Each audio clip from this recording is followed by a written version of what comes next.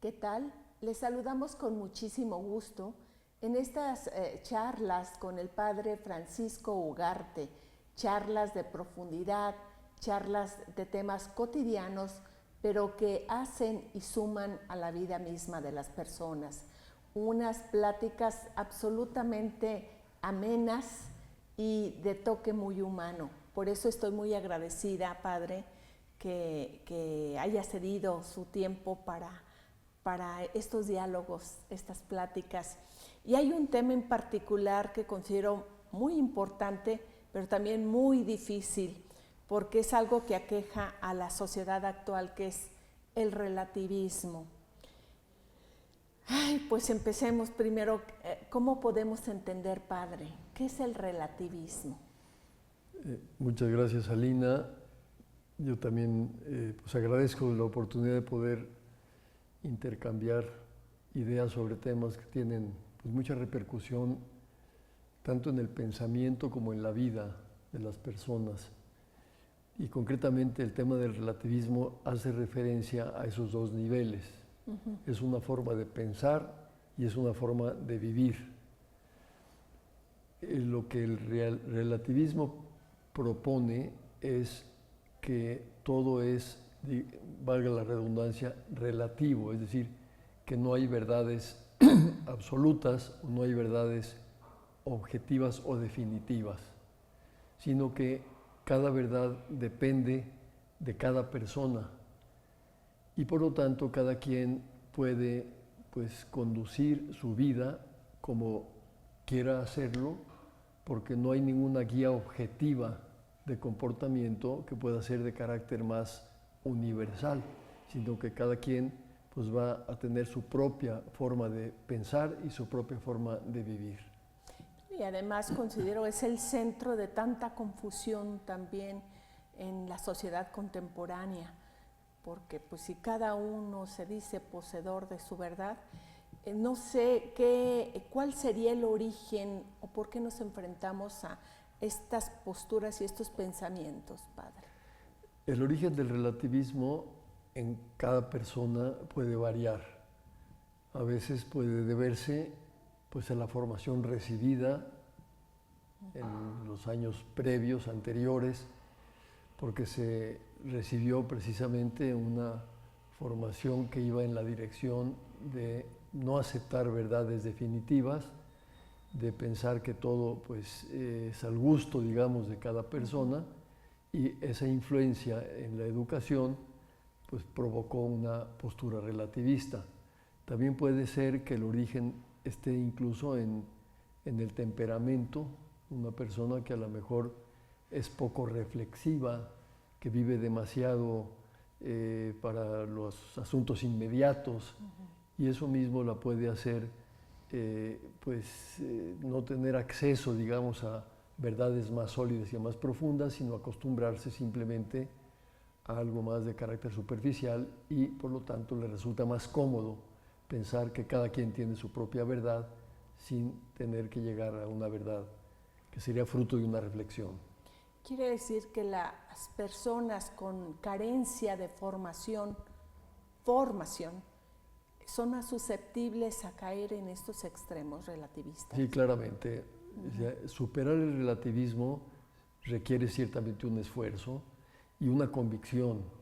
La convicción de que existe la verdad y de que la verdad vale la pena conocerla para que oriente la propia vida y la propia conducta. Pero eso supone y requiere ordinariamente pues, un proceso de estudio, de reflexión, para llegar a esa convicción. Claro. Padre, esto supone entonces que el relativismo hoy día encierra muchos peligros en lo individual y en lo social. Sí, ciertamente, porque el relativismo, al no establecer una guía de conducta objetiva y universal, válida para todos, pues permite que cada quien pueda actuar de la manera que le apetezca o que le parezca más oportuna, pero sin un rumbo que pueda pues, facilitar un modo ordenado de proceder que esté de acuerdo, en definitiva, con la naturaleza humana. Si eso no se da porque no hay ese fundamento, pues entonces la conducta suele ser pues muy desorientada en la práctica. Habla de la palabra, el principio del orden. Hablando en términos éticos o morales, ¿puede seguirse algún orden las personas que incurren en el relativismo? ¿Hay un orden en este sentido? Sí. ¿O deben seguir un orden mejor? Sí, bueno, la ética, la moral, tiene como fundamento la propia naturaleza humana, en el sentido de que si yo actúo de acuerdo a lo que soy, pues entonces tendré que ser congruente con una serie de formas de comportamiento que corresponden a mi persona como ser humano, con esa naturaleza que es común a todas las personas humanas. Y por tanto hay unos valores, unos principios de comportamiento que son universales. Si eso no se acepta porque la verdad es relativa, pues entonces tampoco habrá un criterio de comportamiento objetivo. Entonces, ¿cómo trabajar en lo personal para ir decodificando todos estos peligros e intentar meternos al orden ético y moral? Sí, pues es importante conocer al ser humano, conocer qué es la naturaleza humana, para de ahí partir y poder descubrir cuáles son esos valores y esas virtudes y esos criterios de comportamiento que le corresponden y que le permiten desarrollarse como ser humano en su camino hacia la mejora, hacia la perfección.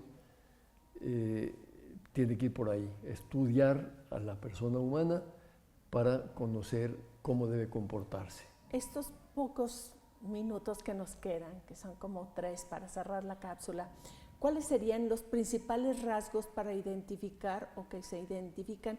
Habla de la naturaleza humana. Sí.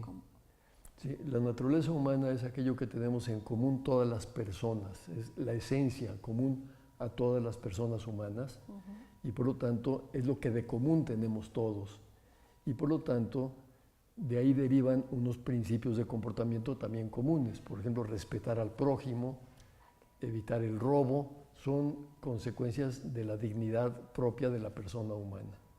Luego hay un montón de comportamientos y de formas de proceder que están en el ámbito de lo opinable. Sin embargo, hay verdades que son sólidas y criterios de comportamiento que son universales y objetivos. Antonio Machado decía en uno de sus poemas: tu verdad no, la verdad, y ven conmigo a buscarla. La tuya, guárdatela.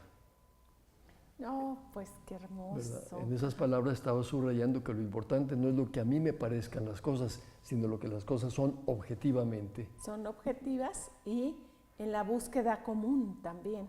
Sí. De las dos personas.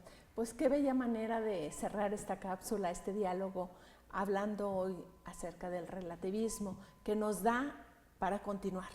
Muy bien. Entonces, en el próximo continuaremos. Padre, muchísimas gracias. Encantado, Linda, y con muchísimo gusto complementaremos estas ideas. Y por supuesto, muchas gracias también por su compañía.